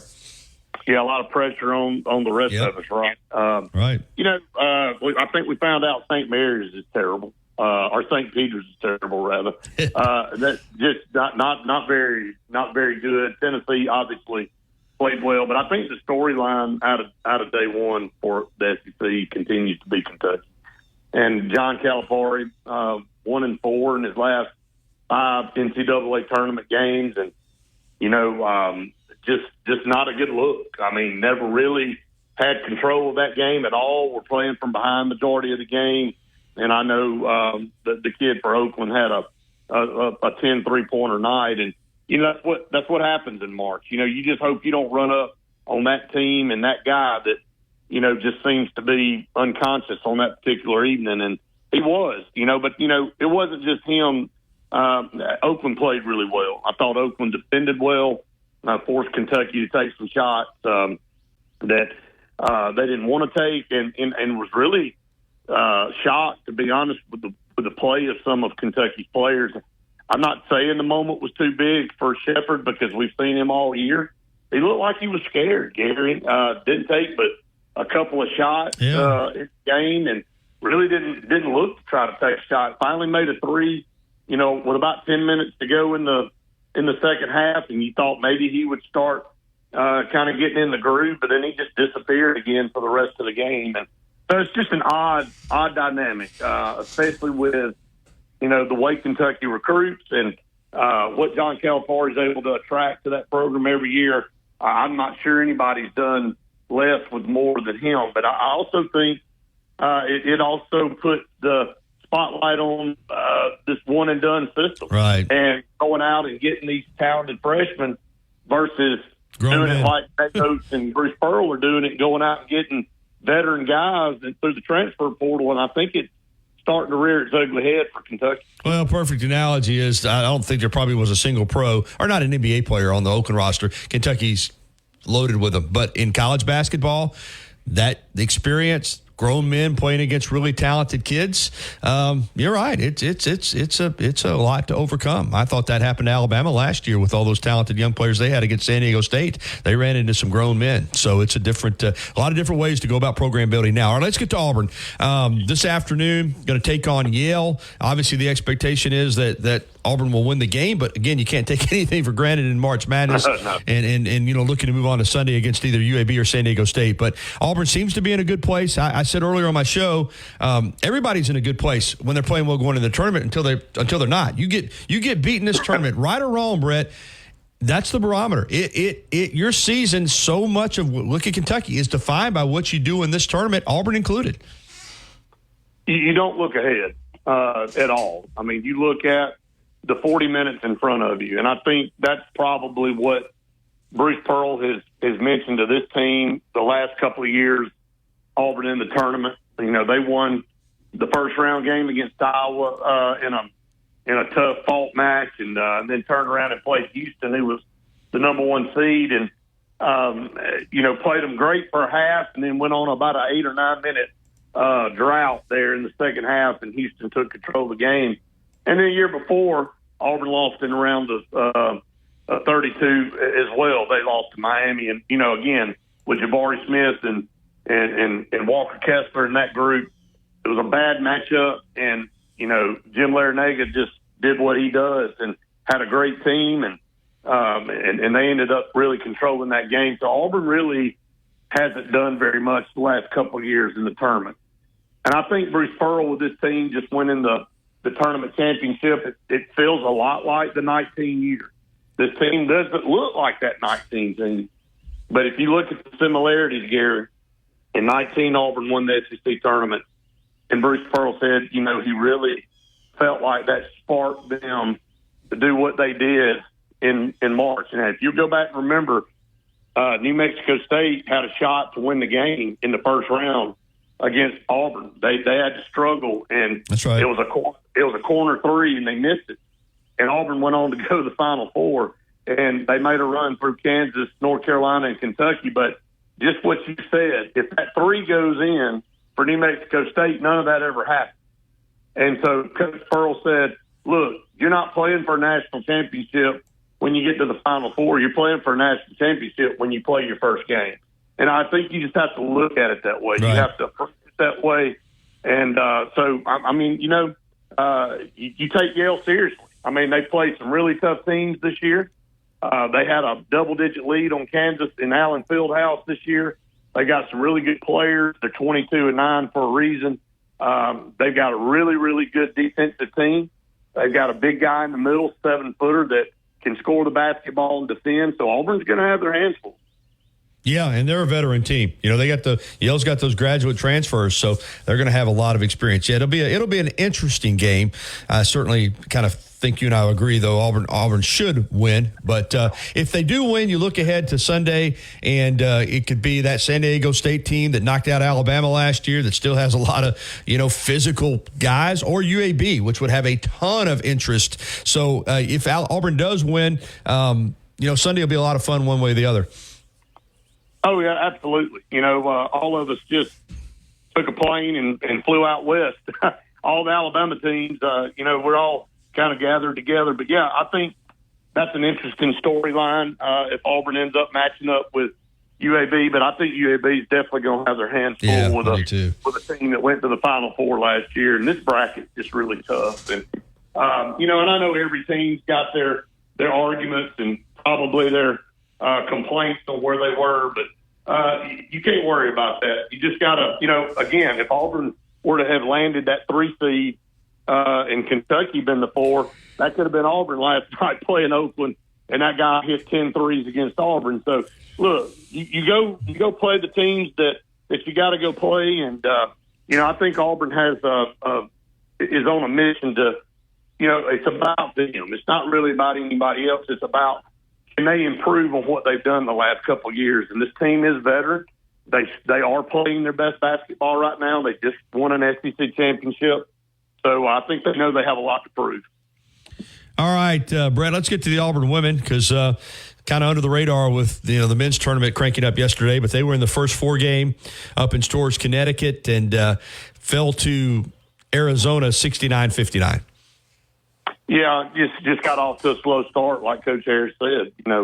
Had a bad second quarter. Let a furious comeback there at the end of the game, but you just can't dig yourself a big hole in these tournaments, especially in neutral sites and places where everybody is playing at a high level and in a one and done situation. And it's a learning experience. The first time Auburn's been back to the NCAA tournament in a long time. She's made steady progress. We won 20 games this year. She's got a good recruiting class coming in. It's a total relook on this women's program, and it's a credit to her. It's taking a while. You remember Bruce Pearl, what he inherited. Johnny Harris inherited basically the same thing for a women's program. She had to basically tear it down and build it up from the ground up, and she's done that. And she's doing it the correct way, and getting the right players. We say this all the time, Gary. Doesn't matter what sports you play. If you don't have the players, you don't have the best players, you're not going to compete. So she's had to instill confidence in these recruits that they can come here and build a program and be successful. And she's well on her way. Had a great year, 500 in conference play, and I definitely think next year will be even better. Brett Pritchard with the Auburn Report. Let's get to baseball, and we know Auburn's got a good baseball team, but we also know when you play in the SEC, it's tough. And Auburn had a very tough draw to start the season in Nashville against Vanderbilt last weekend. Got swept. Came home for the Thursday, Friday, Saturday series against Arkansas and just lost a gut-wrencher last night, 1-0. So now all of a sudden you're 0-4, and you're looking at you definitely need to get one of these next 2 against Arkansas, if not both, because you can dig yourself a hole pretty early if you're looking at 0-6. Yeah, and Auburn's staring down the barrel of that gun right now. Yeah, number 1 Arkansas. Yeah. Yeah, I don't know that we'll play today. It's going to rain. Right. Probably have to move a doubleheader on a Saturday. But, that one hurt last night because Auburn had several chances in the game, especially in the 6th inning with bases loaded. Just couldn't come up with the timely hit. They got Hagen Smith in a couple of jams. He's maybe the best pitcher in the country. He has everything that you want. He's got a lot of power. He's got a lot of good, all-speed stuff. And, when you get small windows against pitchers like him, you got to take advantage of it. And Auburn just couldn't come through with the timely hit. Had Mason Manners grounded out the first to kind of end that one. It seemed like any time Auburn hit the ball hard, it was right at somebody. But that's what happens when you got a good guy on the mound. The thing that's bad for Auburn is that Connor McBride really pitched well. As his first weekend start, he went 4 innings. He gave up that solo home run in the first inning, and that stood for 9 innings. And right. You really don't think that one run is going to kill you. You got plenty of time to come back. But credit this Arkansas team; they're number 1 for a reason. It just hurts that you had a chance to really get that one to build some confidence. You put out a great effort against the best team in the country, and you came up short. But you got to erase it. You got to forget it. And if Auburn were to come back and win too, man, it really changes the mentality and the way you look at this whole thing. But if you get off to an 0-6 start, man, you have dug yourself a tremendous hole. And Auburn missed an opportunity Sunday to get that game against Vanderbilt. You and I talk about it all the time. When you go on the road, you want to try to get one game. You don't want to get swept. You want to try to win one game. And Auburn had a chance on Sunday in the 7th inning, up 6-4. they couldn't hold on to it. So we'll see if this team can rebound. Again, like I said, I don't think they'll play today, but have an opportunity on Saturday maybe for a doubleheader. Softball, Alabama and Auburn have mirrored each other in their first two SEC series. Both teams lost the first two games and rallied to win the final game to avoid getting swept. So Auburn loses two series to start the season against Missouri and Arkansas, 2-4 at Texas A&M this weekend. Yeah, against the number 12 team in the country. I hate to sound like a broken record on your show, Gary, but it's the truth. It's the same song, different verse. Pitching is there. Hitting is not. You look at the scores from Arkansas this past weekend. You just can't generate any runs. You won the one game you won. Maddie Penna had a great game and held them 1 run. You won the game 2-1, and then you lost a 5-1 game on Saturday and a 6-1 game on Friday. So you just gotta figure it out. You got to figure out how to hit the ball in this league. Auburn's got to pitch with Peralta and Shelby Lowe and Maddie Penna, but you can't rely on them to go out there and hold everybody to 1 or 2 runs every game. Got to figure out some offense. If they don't, it's not going to get any better. So, but this has kind of been the theme of Mickey Dean teams. Offense has struggled, pitching's always, and defense has always been there. But in this league, you got to hit the ball. And lastly, Brett, any football updates? About halfway through spring at this point. I think, looking at it from a standpoint of somebody that everybody's watched and emerged is Cam Coleman. He has vaulted his way up to playing pretty much with the ones already. Now. Already. I mean, just performing like you would think he would perform and looks the part, playing the part. Again, I think you look at this offensive line, I do believe is going to be a strength of this team this year. And if Auburn can get good, solid quarterback play, they could be dangerous offensively. And I think along the defensive front, Malik Blockton has really turned some heads as a newcomer. He's got a high motor, had a great Alabama-Mississippi All-Star game. So a lot of these newcomers already making an impact in the spring, Gary. Great stuff. And you keep all the Auburn fans informed on the Auburn Blitz. Absolutely. We'll be on at noon and got a full show. I don't know if we'll get to everything in the hour, but, Auburn basketball will be on at 3:15 today against Yale. We'll talk about that and a lot more. Thank you, buddy. Thank you, buddy. Appreciate it. All right, 10:48. Prom season is here, and you young gentlemen out there that want to look your best want to go to T-Town Menswear and T-Town Gallery University Mall. Tom and the folks there can hook you up, whether you want a traditional look or you want to be really flashy. Either way, he's got you covered. And remember, you want to look good for your date and for your family and for everybody at your school, at your prom, but you also want to look good because those prom pictures, they're not going away anytime soon. They're going to be with you 10 years, 20 years, 30 years, 40 years, 50 years down the road. You want to look back and say, man, I look great that night. T-Town Menswear, T-Town Gallery University Mall. All right, we'll be back with a final segment, and we're going to hear from a couple just quick comments from Nate Oates ahead of the game tonight against Charleston, and also news on a Shelton State baseball pitcher who was perfect yesterday. Gary Harris Show will come back right after this. Coming up on The Game with Ryan Fowler. Coming up on the Friday edition of The Game, presented by Brian Harden Construction, we'll feature the head football coach at the University of Miami. Mario Cristobal will be a part of our show. Tommy Tuberville, the senator, former coach in the Southeastern Conference. We're going to talk some football, what's happening on the NIL world. Brent Beard as well on a Free-for-All Friday, sponsored by Brian Harden Construction here on The Game on Tide 100.9, 1230 WTBC, your home of Alabama Crimson Tide Sports. The longest running sports program in Tuscaloosa. The Game with Ryan Fowler. Weekdays from 2 to 6 p.m. on Tide 100.9 and streaming on the Tide 100.9 app. Tide 100.9 Tuscaloosa weather. Cloudy and cool with periods of rain today and tonight. The high today 64, tonight's low 53. Tomorrow a small chance of a shower early in the day. Otherwise mostly cloudy, the high 66. Sunday sunny with a high at 71. I'm James Spann on the ABC 3340 Weather Center on Tide 100.9. It's 64 degrees in Tuscaloosa. Follow the Crimson Tide on their journey to another national championship. Touchdown, Alabama! On your home for Alabama sports, Tide 100.9, and streaming on the Tide 100.9 app.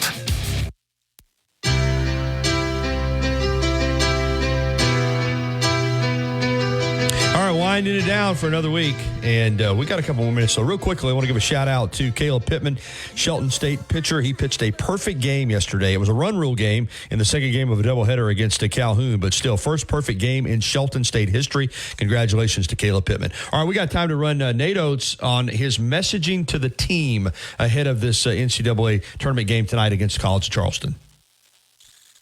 Yeah, I mean, I felt like I gave them similar messaging to what we gave last year. Last year the messaging was, we were third in the country in defense, won the SEC regular season and tournament, and made a Sweet 16 run. Following year, we were 92nd.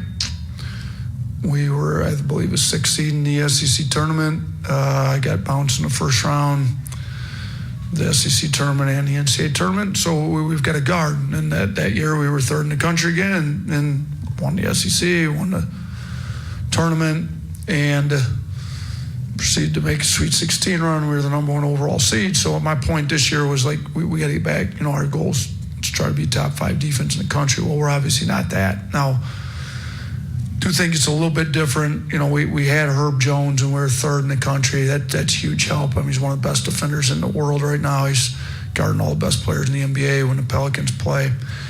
We had Bediako with, some real rim protection last year. We don't have Herb or Charles, so it's a little bit harder to be third in the country in defense, but, and we had the number one offense for a lot of the year.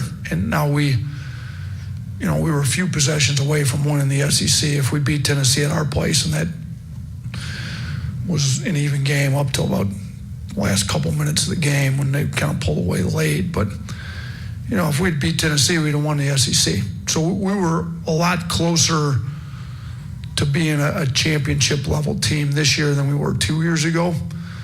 And I think, our offense was a lot better. We moved the ball better, I think. And I think we've got guys that are capable of being good defenders that have shown it at times. They just got to choose to guard. I mean, we've looked at some teams that have made runs in the tournament when maybe they didn't close the season great. And, we've tried to sell them on that. And, if when we guard, we can compete with some of the best teams in the country. I mean, Arizona, Purdue, Creighton, you look at some of these teams with their seeds that they've got and what they're doing. I mean, we had leads on all of them in the second half, 9-point lead, 6-point lead, whatever, at least like a 60% chance or higher of winning the game in the second half. So we've competed with all these better teams in the country.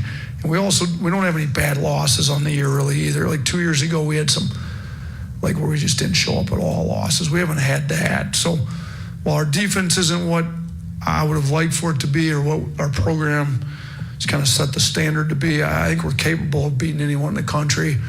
And, we're going to have to come out and guard this year or this week. All right, great stuff and perfect timing, too, to wrap up the show.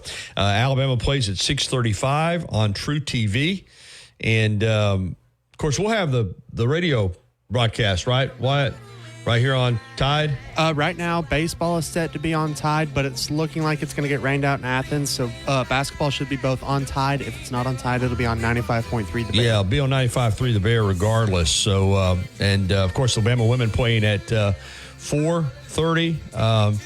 Softball is scheduled to play tonight, too, against Virginia Tech. It's going to be unlikely they're going to get that game in. They'll probably have to wind up playing a doubleheader tomorrow. But it's a busy, busy, busy sports weekend. We'll continue to talk about it all day right here on Tide 100.9 FM. And, of course, I'll be talking about it tonight on WVUA 23 with all of your highlights. And, boy, looking forward to the weekend. I'll be back on Monday to recap it all on the Gary Harris Show. This hour has been brought to you by Patterson Comer Attorneys at Law. For Wyatt Fulton, I'm Gary Harris. You got something else real quick, Wyatt? Just officially got the email from Alex Thompson. The Alabama-Georgia baseball series was moved to Saturday as part of a doubleheader. So they already called it over in Athens. Okay, so Bama baseball, doubleheader tomorrow and a single game on Sunday. I'd rather play on Friday, Saturday, and Sunday. I hate playing doubleheaders, but it is what it is. All right, Wyatt's coming up next with the T-Town Sports Daily. Have a great day, everybody. Enjoy your weekend. I'll talk to you again on Monday. Falling on the silver screen.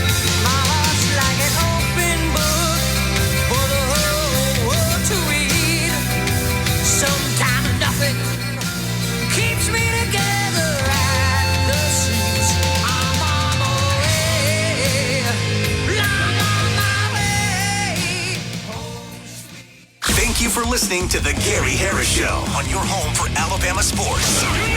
Tide 100.9 and streaming on the Tide 100.9 app.